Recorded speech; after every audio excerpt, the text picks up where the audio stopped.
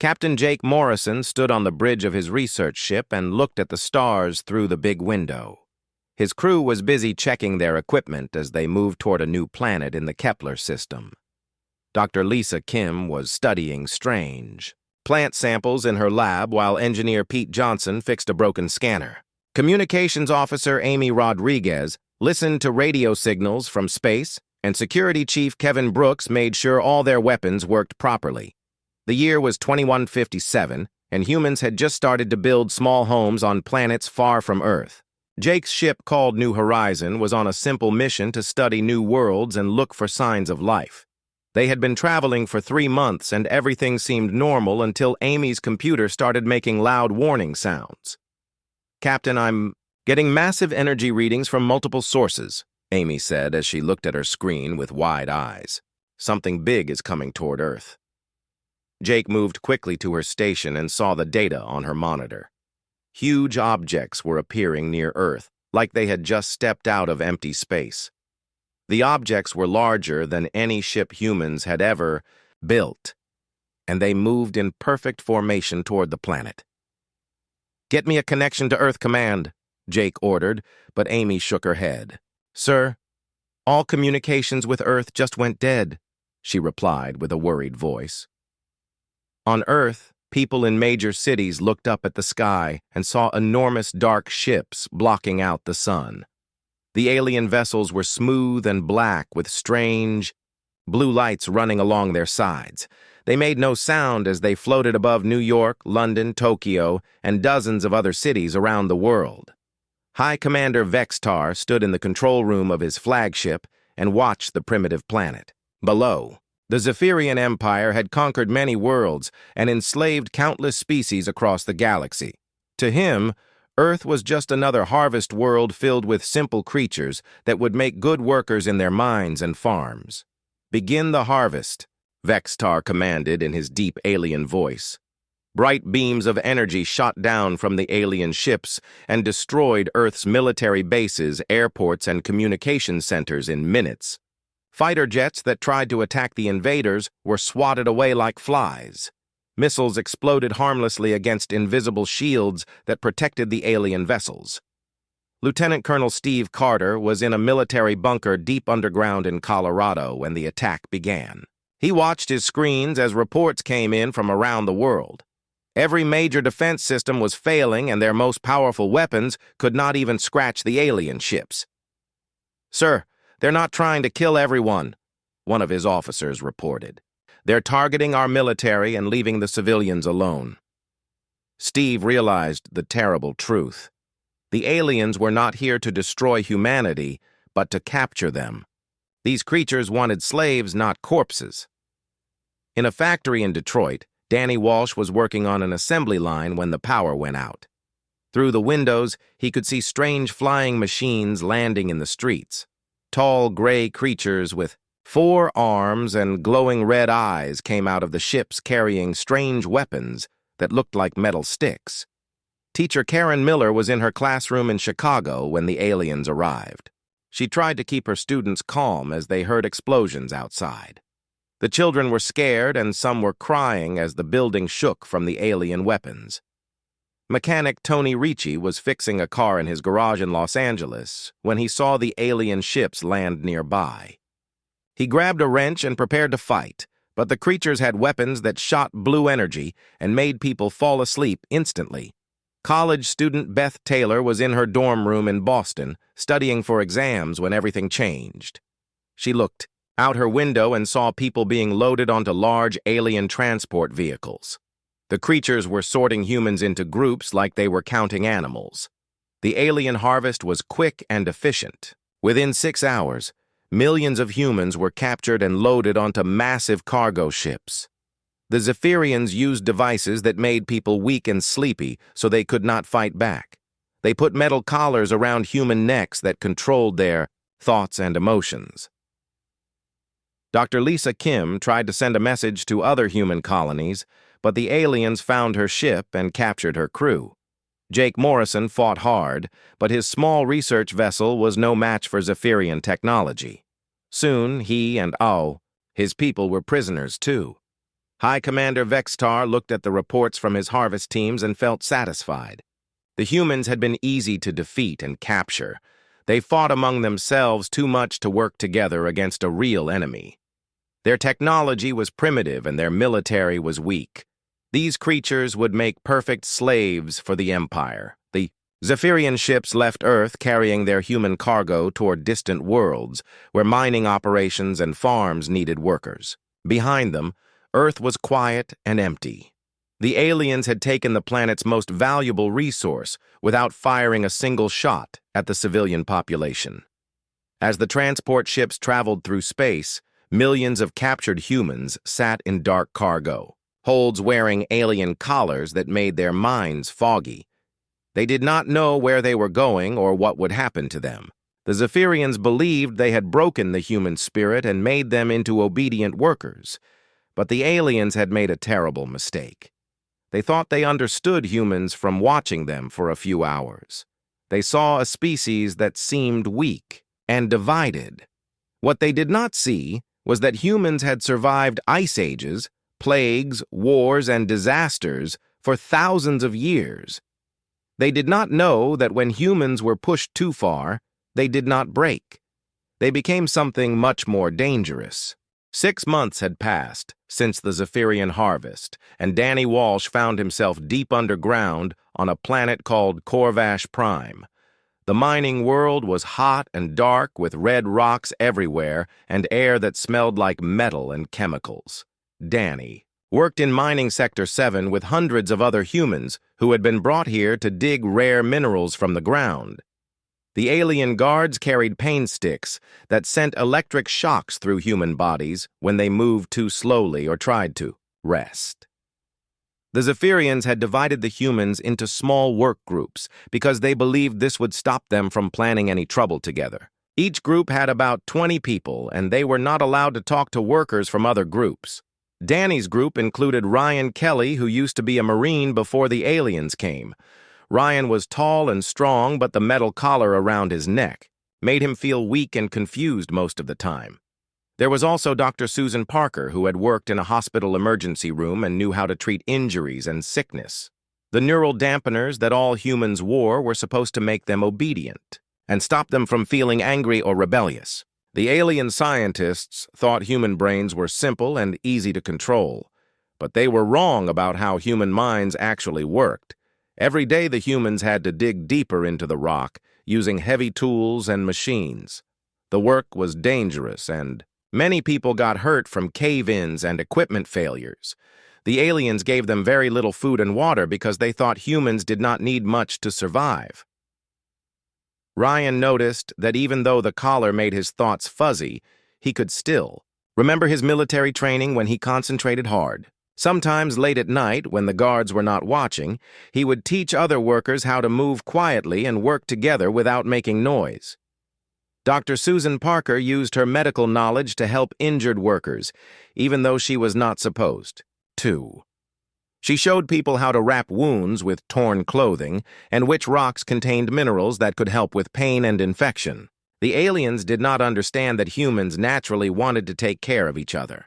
On another world called Nexus Beta, Karen Miller worked in huge greenhouse farms that grew food for the Zephyrian Empire. The planet was covered with giant glass domes filled with strange alien plants that needed careful attention to grow properly. Karen worked alongside Tony Ricci and Beth Taylor in the agricultural sections. Overseer Klixmar was the alien in charge of the human workers on Nexus Beta. He had 4 arms and skin that looked like green metal. He noticed that when humans were separated from their friends, they worked slower and made more mistakes. When they were allowed to work near people they knew, they were much more productive. Klixmar thought this was just an interesting fact about human behavior. He did not realize that he was seeing evidence of something much more important. Humans were pack animals who became stronger when they worked together and weaker when they were alone. Tony Ricci had been a mechanic before the invasion, and he understood how machines worked. Even with the neural dampener making his mind cloudy, he could still figure out how the alien farm equipment operated. He began to notice weaknesses in the Zephyrian technology that could be exploited if someone knew what they were doing. Beth Taylor was young, but she learned quickly how to take care of the alien plants. She also learned how to communicate with other workers using hand signals and facial expressions when the guards were not looking. The humans were developing their own secret language that the aliens could not understand. Dr. Lisa Kim had been taken to a research facility on Proxima Station, where the Zephyrians studied different species they had captured. She was forced to work on developing new farming methods, but she secretly spent her time learning about the neural dampeners and how they affected human brains. Lisa discovered that human neural pathways were much more complex than the aliens realized. The dampeners worked by blocking certain brain chemicals, but human brains were incredibly adaptable. Over time, the brain would grow new pathways around the blocked areas to restore normal function. The aliens thought the dampeners would permanently control human behavior, but Lisa could see that they were gradually becoming less effective. Human brains were literally rewiring themselves to overcome the alien technology. She began to document this process carefully while pretending to work on agricultural research. Captain Jake Morrison was in a labor camp on the industrial world of Thexanon, where humans were forced to build ships and weapons for the Zephyrian military.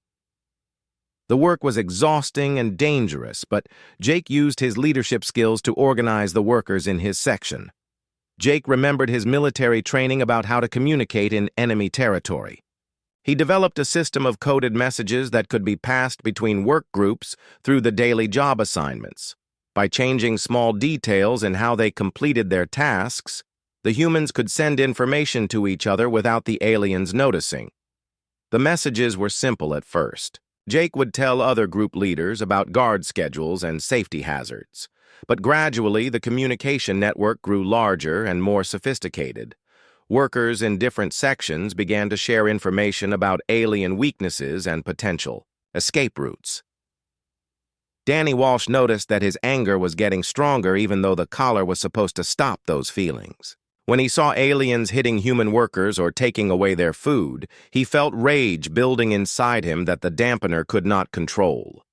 Other workers were experiencing the same thing.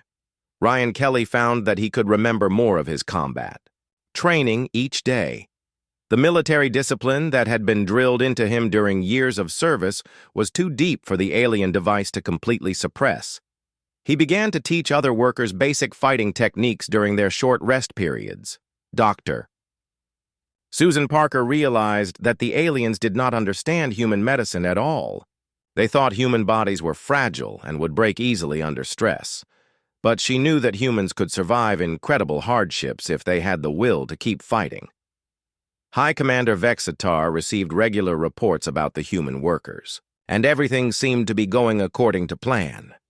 The humans were producing the required amounts of minerals, food, and manufactured goods. There were occasional small problems, but nothing that suggested organized resistance. What Vexitar did not know was that the neural dampeners were failing across multiple worlds at the same time. Human brains were adapting faster than Zephyrian. Science had predicted. The collars that were supposed to keep humans obedient were becoming weaker every day. In mining tunnels, farm domes, and factory floors across the galaxy, millions of humans were beginning to remember who they really were. They were remembering that their species had never given up in the face of impossible odds. They were remembering that humans did not break under pressure. They became stronger. The aliens had wanted slaves, but they were about to discover that. They had captured something much more dangerous. They had taken wolves and tried to make them into sheep. Soon they would learn that wolves never forgot how to hunt. The neural dampeners began failing all across the galaxy at the same time. On dozens of worlds where humans had been enslaved, the metal collars that controlled their minds started to lose power. Human brains had adapted and grown new pathways around the alien technology, restoring their natural thoughts and emotions. Danny Walsh was deep in mining Sector 7 when he felt his mind become clear for the first time in months. The constant fog that had clouded his thoughts suddenly lifted, and he could think properly again. Around him, Other workers were touching their collars with confused expressions as they realized the same thing was happening to them. Ryan Kelly felt his military training come flooding back as the dampener stopped working. Years of combat experience and tactical knowledge filled his mind again. He looked around the mining tunnel and immediately began to see it not as a prison, but as a battlefield where humans could use the terrain to their advantage. "Danny," Ryan whispered quietly so the alien guards could not hear. "Something's happening to the collars. I can think clearly again." Danny nodded and felt anger burning in his chest as he remembered everything the aliens had done to humanity. The Zephyrians had destroyed Earth's defenses, captured millions of people, and forced them to work as slaves. Now that his mind was free, Danny wanted revenge. Dr. Susan Parker was treating an injured worker when her dampener failed. Suddenly, she could remember all her medical knowledge and training. She realized that many of the health problems the humans were suffering from could be easily treated if she had access to the right materials and equipment. The three humans began to spread the word quietly to other workers in their section. They discovered that about half the dampeners had stopped working properly. The humans who were still affected by the collars seemed confused and sleepy, but those who had been freed were beginning to plan. Ryan used his military knowledge to study the alien guards and their weapons. The Zephyrians carried energy sticks that could stun humans, but they were not very effective against multiple attackers. The guards were also overconfident because they believed the dampeners made humans harmless. "We need to coordinate with other sectors," Danny said as they huddled together during their rest period. "If we're going to fight back, we need everyone to move at the same time." On the agricultural world of Nexus Beta, Karen Miller felt her mind clear as she worked in the greenhouse domes. She was a teacher and she knew how to organize people and share information. She began to gather the other humans in her section and explain what was happening. Tony Ricci's mechanical knowledge came back to him in a rush as his dampener failed. He looked at the alien farming equipment with new eyes and realized that many of the machines could be converted into weapons. The irrigation systems could spray chemicals, the harvesters could be turned into battering rams, and the storage tanks could be used as shields. Beth Taylor was young, but she was smart and adaptable. When her collar stopped working, she immediately began to figure out ways to communicate with humans in other sections without alerting the alien overseers. She developed a system of hand signals that looked like normal work movements, but actually carried coded messages. Overseer Clicksmar noticed that the humans seemed more energetic than usual, but he thought they were just getting used to their work routine. He did not realize that their increased activity was actually them preparing for war. Dr. Lisa Kim was on Proxima Station when her dampener failed and her scientific training returned to her completely. She was working in the alien research facility and had access to technical information about Zephyrian technology. She quickly began to analyze their communication systems and weapons. Lisa discovered that the aliens had several critical weaknesses. Their shields could be overloaded by certain energy frequencies, their weapons had limited power supplies, and their communication network used predictable encryption codes. She began to document this information and plan ways to share it with other humans. Captain Jake Morrison was in the labor camp on Thexanon when his collar stopped working. As a military officer, he immediately understood the strategic situation. The humans were scattered across multiple worlds, but they all shared the same enemy. If they could coordinate their actions, they might be able to catch the Zephyrians completely off guard. Jake managed to access a communication terminal in the facility and began to send coded messages to other human settlements. He used military communication protocols that the aliens would not recognize. His message was simple but powerful. Remember who you are. Remember what we've survived. They wanted slaves, but they found wolves. The message spread from world to world as humans who had regained their mental freedom shared it with others.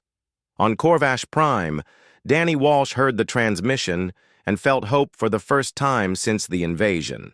On Nexus Beta, Karen Miller understood that they were not alone in their desire to fight back. Danny and Ryan began to organize the miners in their sector. They explained that the alien guards were fewer in number and dependent on technology that could be overcome with human ingenuity. The workers who still had functioning dampeners were gradually freed by their companions who found ways to damage or remove the collars.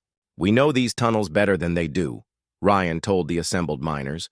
"We know where every piece of equipment is located and how the ventilation system works. This is our territory now." The humans began to prepare improvised weapons using mining tools and equipment. Heavy drills became clubs, cutting lasers became weapons, and explosive charges used for mining became bombs.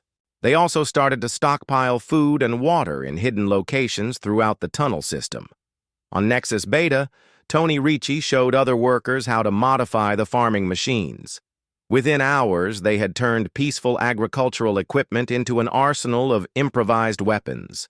Karen Miller organized the humans into teams with specific roles in their planned uprising. Beth Taylor established communication links with other agricultural domes across the planet.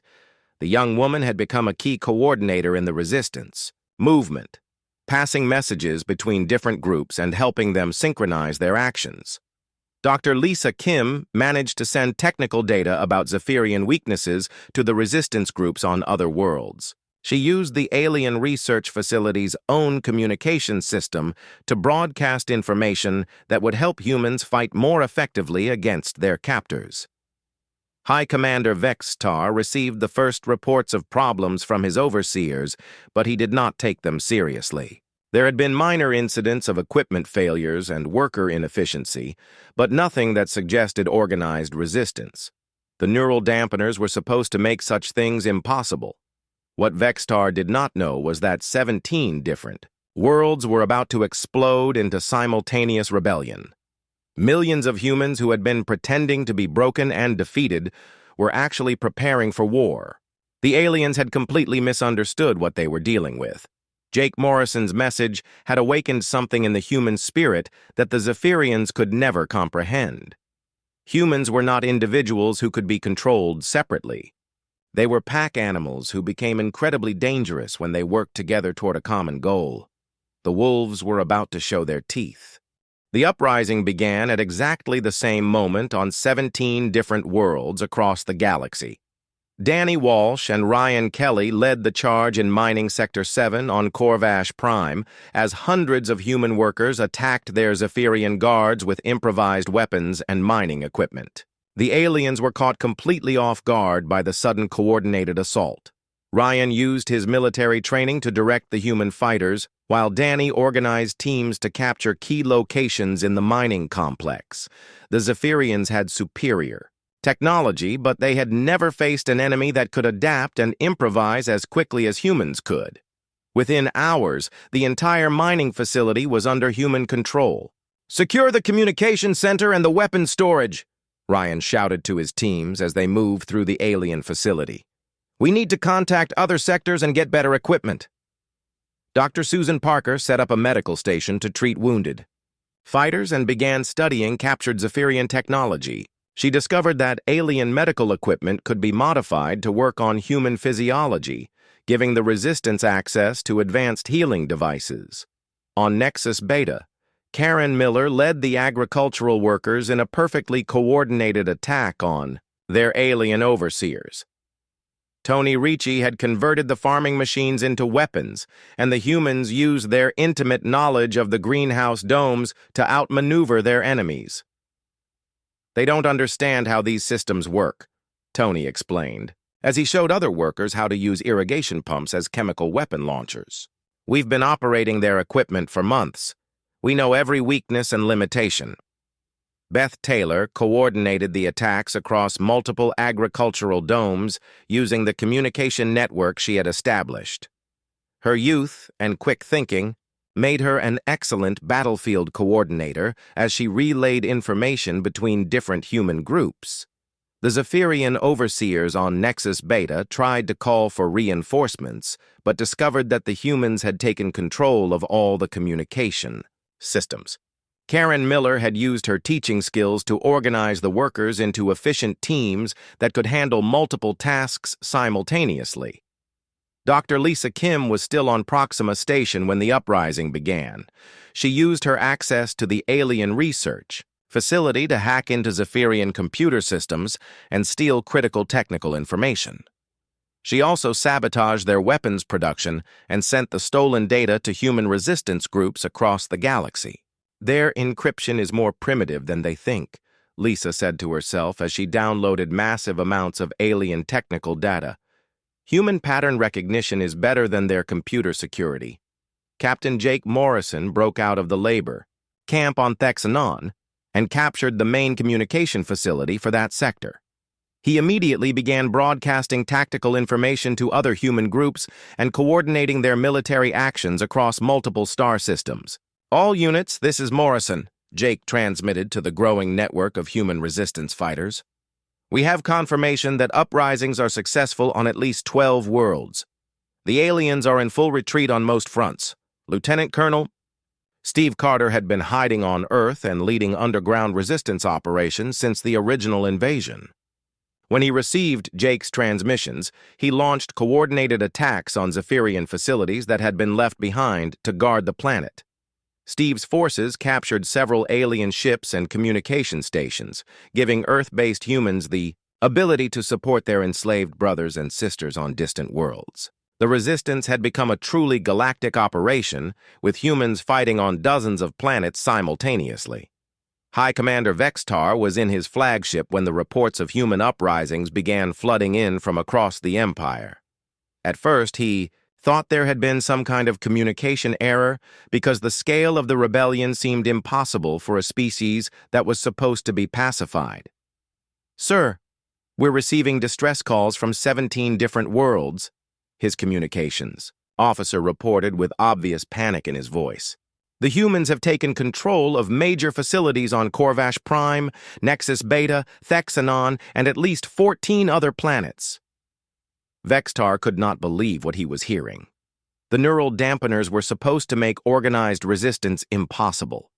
Human brains were supposed to be simple and easy to control, but somehow millions of slaves had simultaneously broken free and launched coordinated military operations. "Deploy the reserve fleets," Vextar ordered. "All available ships are to move immediately to suppress these uprisings." But the Zephyrian response was too slow and too scattered. The humans had captured critical infrastructure on each world, including communication systems, weapons factories, and transportation networks. They were using alien technology against its creators with devastating effectiveness. Danny Walsh and his team on Corvash Prime discovered that the planet's rare mineral deposits were essential to Zephyrian weapon production. They organized the human miners to shut down all extraction operations and fortify the mining complexes against alien counterattacks. "This planet feeds their entire war machine," Danny explained to the assembled workers. "If we can hold it, we can cripple their ability to make new weapons and ships." Ryan Kelly used captured alien equipment to establish defensive positions throughout the mining tunnels. The humans turned the underground complex into a fortress that would be almost impossible for the Zephyrians to retake without destroying the valuable mineral deposits they needed. Tony Ricci and Beth Taylor led similar operations on Nexus Beta, shutting down food production for the Zephyrian Empire and converting the agricultural facilities into military bases. The aliens had designed these worlds to be completely dependent on human labor, which meant that losing control of them was catastrophic for their economy. Dr. Lisa Kim escaped from Proxima Station with massive amounts of stolen technical data and joined Jake Morrison's growing fleet of captured alien ships. She began developing new technologies by combining human innovation with Zephyrian science and knowledge from other liberated alien species.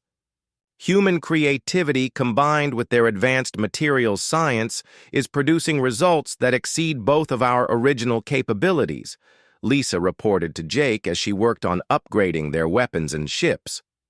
Karen Miller began diplomatic missions to neutral alien civilizations that had been watching the conflict with interest. Her ability to communicate across cultural barriers and build trust with other species proved that humans had talents the Zephyrians had never recognized. The Zephyrian Empire has enslaved dozens of species over the centuries, Karen explained, to the representatives of various alien governments. Humanity offers a different path based on cooperation and mutual benefit rather than domination. The human resistance began attracting support from other enslaved species who had been waiting for someone to show them that the Zephyrians could be defeated.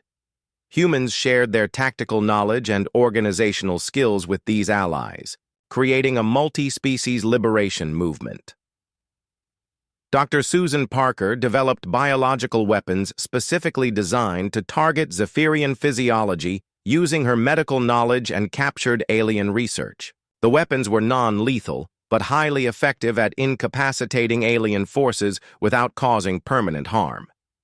High Commander Vextar realized that his empire was facing an existential threat as more worlds fell to human-led resistance forces. The aliens who had conquered dozens of species over centuries were being outfought and outmaneuvered by creatures they had dismissed as primitive pack animals. How is this possible? Vextar demanded, as he watched tactical displays showing Zephyrian forces in retreat across multiple star systems. They were supposed to be broken and obedient. The truth was that the Zephyrians had fundamentally misunderstood what they were dealing with. Humans were not just another species to be enslaved. They were survivors who had evolved to overcome impossible challenges through cooperation, adaptation, and absolute refusal to surrender. The pack was hunting now, and the Zephyrians were learning what it meant to be prey.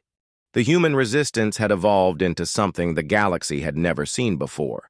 Captain Jake Morrison now commanded a fleet of captured Zephyrian warships with crews that included liberated members from a dozen different alien species. The humans had taught their new allies the tactics and strategies that made their rebellion successful, and together they were dismantling the Zephyrian Empire piece by piece. All ships report ready for the attack on the Vextor system, Jake announced, from the bridge of his flagship as he looked at the tactical display showing 37 vessels under his command. Remember, we're not just fighting for humanity anymore. We're fighting for every species that's ever been enslaved by these aliens.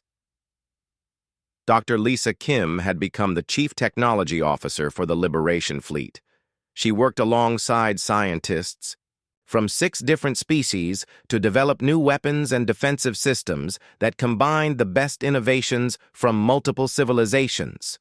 The result was technology that exceeded even Zephyrian standards. The new shield generators are ready for deployment, Lisa reported to Jake as she reviewed her latest research data. By combining human adaptive algorithms with Zellian crystal technology and morph energy distribution systems, we've created defensive capabilities that can resist any known Zephyrian weapon.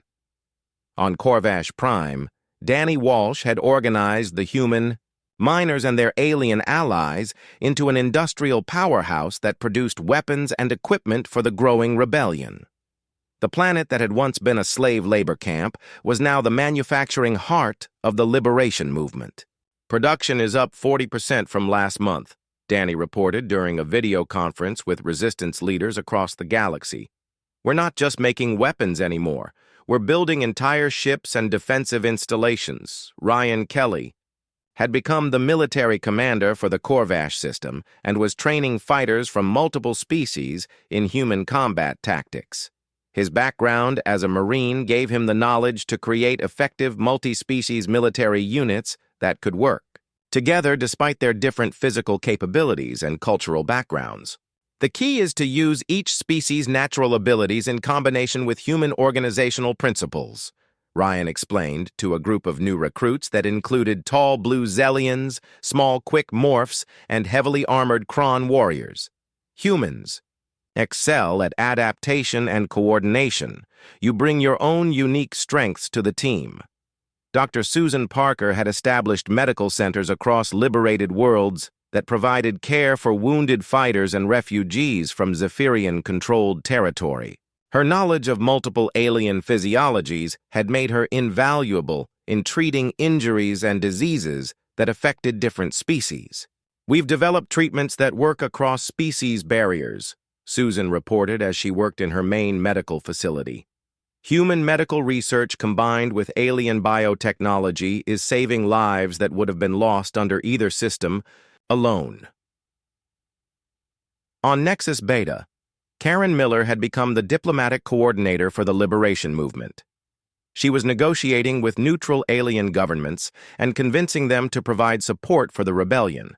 Her success in building alliances across cultural and species boundaries was helping to isolate the Zephyrian Empire politically. "The Centauri Federation has agreed to provide sanctuary for refugees and supply routes for our forces," Karen announced during a diplomatic briefing. 3 more systems have declared neutrality and closed their space to Zephyrian military vessels. Tony Ricci was leading engineering teams that were retrofitting captured Zephyrian facilities to serve the liberation movement. His mechanical expertise had proven invaluable in converting alien infrastructure to support multi-species operations and human tactical requirements. "We've got the main shipyard on Nexus Beta fully operational," Tony reported as he supervised the construction of new vessels. "The first human-designed ships with alien technology integration are ready for launch." Beth Taylor had become a key intelligence coordinator who managed information flow between resistance cells and liberation forces across dozens of worlds. Her youth and adaptability made her excellent at processing large amounts of data and identifying patterns that older analysts might miss. "Zephyrian fleet movements suggest they're preparing for a major counterattack," Beth warned during a strategy meeting. "Intelligence from our allies indicates they're massing forces near their core worlds for what might be their final offensive." Colonel Steve Carter had liberated Earth completely and was using the planet as a training center for new resistance fighters. Humans who had been hiding since the original invasion were now joining the Galactic Liberation Movement in large numbers. "Earth is sending 3 more battle groups to join the main fleet," Steve reported from his command center in the rebuilt Colorado facility. "Our total force strength is now over 200 ships with support from 17 different alien species. High." Commander Vextar was desperate as he watched his empire crumble around him. Planet after planet had fallen to human-led liberation forces, and many of his own subject species were rebelling and joining the resistance. The Zephyrian Council was demanding that he find a way to stop the humans before their entire civilization collapsed. "The humans have done something impossible," Vextar admitted to his assembled commanders. "They have united species that have been enemies for centuries. They have turned our own technology against us more effectively than we ever used it ourselves." The Zephyrian military was discovering that human tactical innovation was beyond their ability to counter. Every time they developed a new strategy or weapon, the humans adapted to it and found ways to turn it to their advantage. The aliens who had conquered dozens of civilizations were being consistently outfought by a species they had dismissed as primitive. "They learn from every engagement," reported General Klixvar, who had been leading Zephyrian forces against human units. "When we attack with energy weapons, they adapt their shields. When we use stealth technology, they develop new detection methods. When we change our tactics, they change theirs faster." Dr. Lisa Kim had developed new communication technologies that allowed the liberation forces to coordinate operations across vast distances instantaneously. The Human Resistance Network could respond to Zephyrian actions faster than the aliens could implement them. "Real-time tactical coordination across multiple star systems gives us a decisive advantage," Lisa explained during a technical briefing. "We can redeploy forces and adjust strategies while they're still trying to figure out what we're doing." The EI liberation movement had also attracted support from species that had never been enslaved by the Zephyrians, but were impressed by human leadership and organizational abilities. These new allies brought fresh resources and capabilities to the fight against the Empire. The Spiral Coalition has offered to provide heavy battle cruisers and long-range reconnaissance ships, Karen reported from her diplomatic headquarters. They say they've never seen anything like human coalition building abilities. Jake Morrison was preparing for what intelligence suggested would be the final major battle of the war. The Zephyrians were gathering their remaining forces for a last desperate attempt to crush the rebellion and restore their empire. All liberation forces are to converge on the Zephyr system, Jake ordered as he reviewed the tactical situation. This is where we end their empire once and for all. The humans had proven that cooperation was stronger than domination. That adaptation was more powerful than superior technology, and that a united coalition of free species could defeat any empire built on slavery and oppression. High Commander Vextar knew that his forces were about to face the largest multi-species fleet ever assembled, led by humans who had turned the art of war into a science of liberation. The aliens who had wanted slaves were about to discover what wolves could accomplish when they led a pack that included the entire galaxy. The Battle of Zephyr Prime began when Captain Jake Morrison's Liberation Fleet emerged from hyperspace at the edge of the Zephyrian home system. 300 ships from 17 different species faced the last major Zephyrian force in what everyone knew would be the final battle of the war. The fate of the galaxy would be decided in the next few hours. "All ships, this is Morrison," Jake announced over the fleet communication system as he looked at the massive enemy formation ahead of them. "Today we end slavery in this galaxy forever. Remember that we fight not just for ourselves, but for every species that dreams of freedom." High Commander Vextar commanded the Zephyrian defense fleet from his flagship as he watched the approaching liberation forces. He had gathered every available ship and warrior for this last desperate battle to save his empire. The aliens who had conquered dozens of worlds now faced extinction at the hands of creatures they had once considered livestock. "All units, engage the enemy," Vextar ordered as his fleet moved forward to meet the human-led coalition. "The survival of our entire civilization depends on victory today." Dr. Lisa Kim was aboard Jake's flagship, coordinating the technical aspects of the battle. She had equipped the Liberation ships with advanced weapons and defensive systems that combined innovations from multiple species with human tactical adaptability. The technology they were using exceeded anything the Zephyrians had ever developed. Adaptive. "Shield frequency modulation is active across all vessels," Lisa reported as the first enemy weapons fired at their fleet. "Their energy weapons are having minimal impact on our defenses." The battle began with long-range weapons exchanges as both fleets maneuvered for position. The Zephyrians had superior numbers, but the Liberation forces had better coordination and more advanced technology. Human tactical innovation combined with alien engineering expertise was proving decisive in the opening engagement. Danny Walsh was leading a squadron of ships crewed by miners and industrial workers from Corvash Prime. These humans had learned to work together under the worst possible conditions, and their teamwork was perfect as they executed complex battle maneuvers that confused and outflanked the enemy. "Mining Squadron 7, follow my lead," Danny commanded as he guided his ships through the Zephyrian formation using tactics based on tunnel warfare and industrial engineering. "We know how to work in dangerous spaces better than they do, Ryan."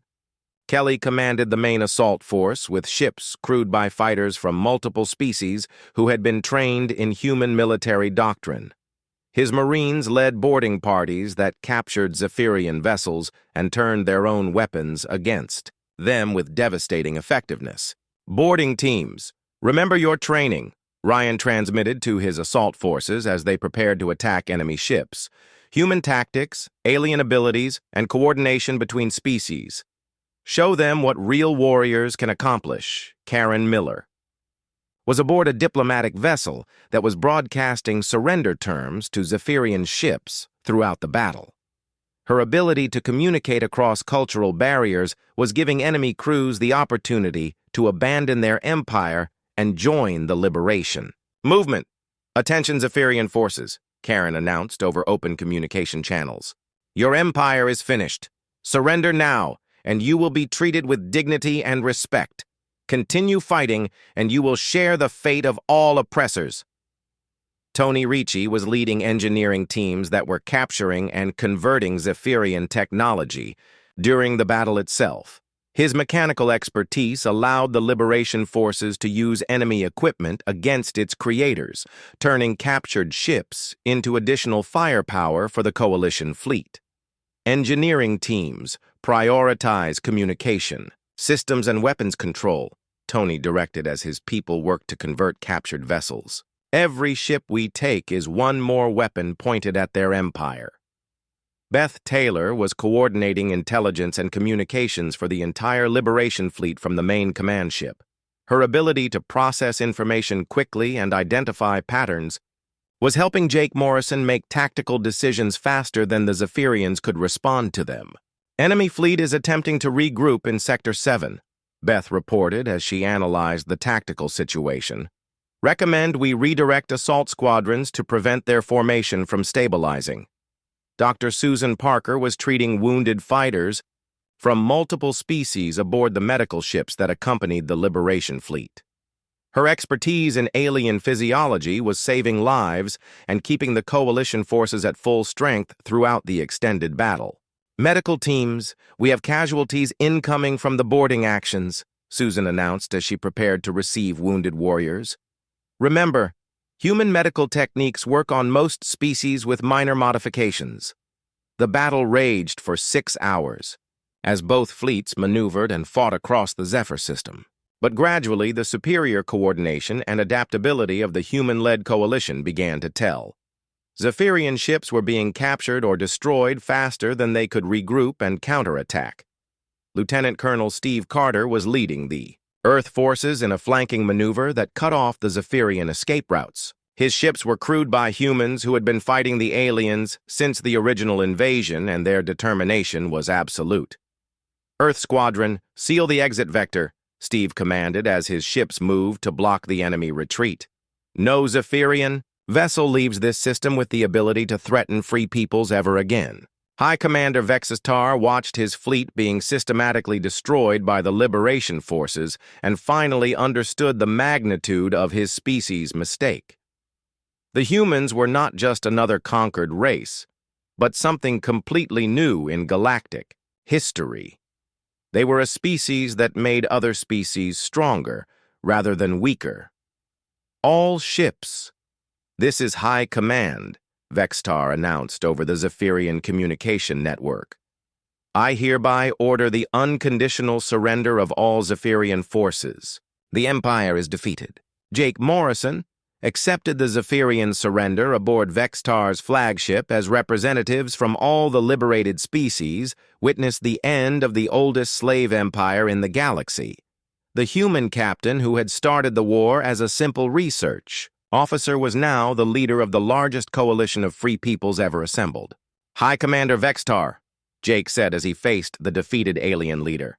Your empire enslaved countless species for thousands of years. Today that ends forever.